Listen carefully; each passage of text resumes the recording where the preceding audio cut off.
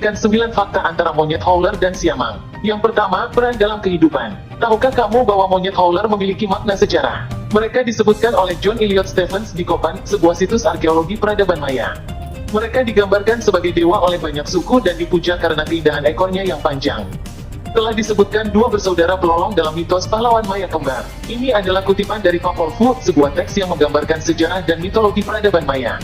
Sedangkan siamang tercatat memiliki peran kehidupan yang sangat luar biasa, yaitu dalam penyebaran benih.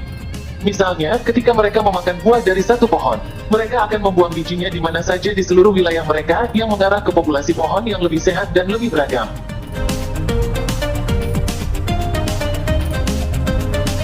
Yang kedua, asal-usul dan tempat tinggal. Monyet howler adalah mamalia yang termasuk dalam genus Alouatta, dianggap sebagai monyet dunia baru terbesar dari keluarga Atelidae, yang sebagian besar tinggal di hutan primer.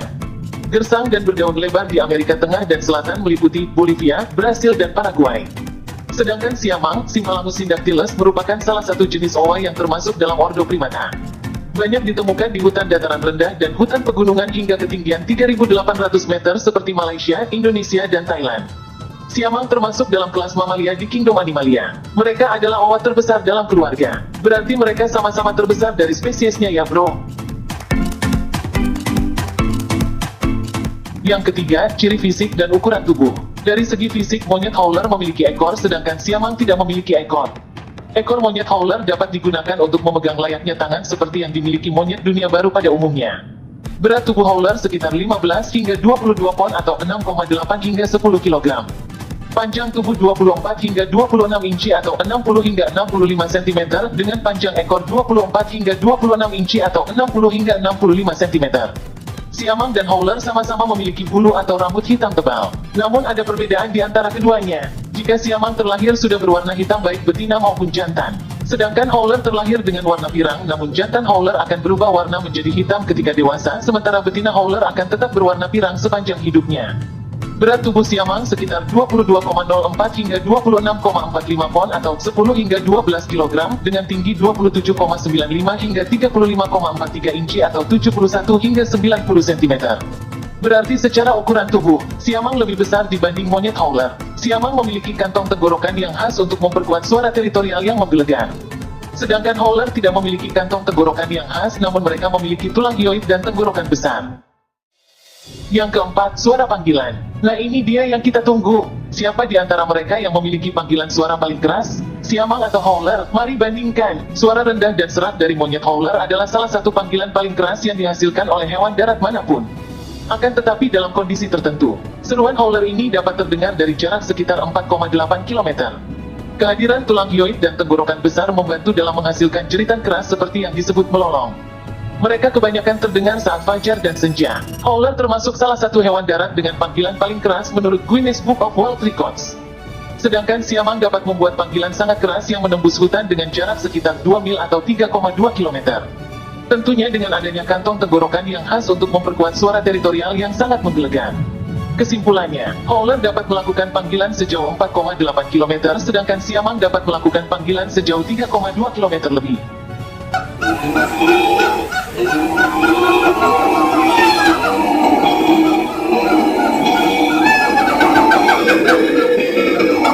Yang kelima, kelebihan masing-masing. Pernahkah kalian melihat seekor monyet gagal melompat? Jika pernah, itu adalah monyet howler yang telah gagal melompat dari pohon.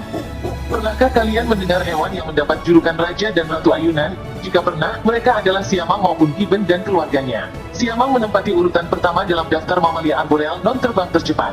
Terlepas dari semua itu, howler juga memiliki kelebihan tersendiri, yaitu ekornya dapat digunakan untuk menggenggam dan memegang layaknya tangan, sedangkan siamang tidak memiliki ekor.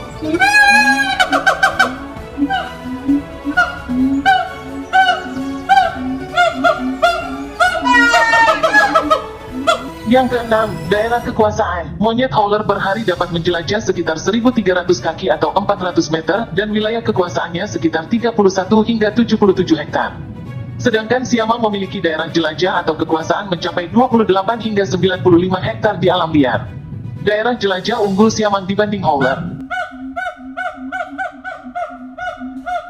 Yang ketujuh, jumlah kelompok. Monyet howler hidup berkelompok dalam satu kelompok terdiri dari 6 hingga 15 individu, sedangkan siamang hanya terdiri 6 hingga 8, namun yang sering ditemui berjumlah 4 individu. Yang ke-8, peran jantan pemimpin. Peran howler jantan dalam satu kelompok biasanya terdiri dari 1 atau 3 jantan yang dominan dan sisanya adalah perempuan. Struktur sosial mereka adalah matrilineal. Laki-laki bertugas mempertahankan wilayah dan mengumpulkan makanan, sedangkan perempuan bertugas menjaga keturunan dalam kelompok keluarga. Sedangkan peran siamak jantan mengambil bagian dalam pengasuhan orang tua dengan membela anak-anaknya dari semua ancaman dan juga dengan mempertahankan wilayah mereka. Jika penyusup termasuk manusia memasuki wilayah mereka, pejantan akan menghadapinya, sedangkan betina biasanya mundur dari pandangan. Yang ke-9, kecepatan. Kecepatan rata-rata monyet howler ketika melakukan perjalanan adalah 11,2 mil per jam. Sedangkan kecepatan rata-rata siamang adalah 34,8 mil per jam atau 56 km per jam. Kecepatan ini dicapai karena tubuh mereka yang ramping, tangan dan kaki yang panjang. Itu dia secuil perbandingan antara siamang dan monyet howler. Secara pandangan monyet howler unggul di suara serak rendah, sedangkan secara akrobatik siamang unggul dalam hal mengayun di atas pohon. Baiklah, cukup sekian ulasan perbandingan monyet howler versus siamang yang admin belum gajian sajikan kepada teman-teman sekalian. Semoga menghibur dan menambah manfaat.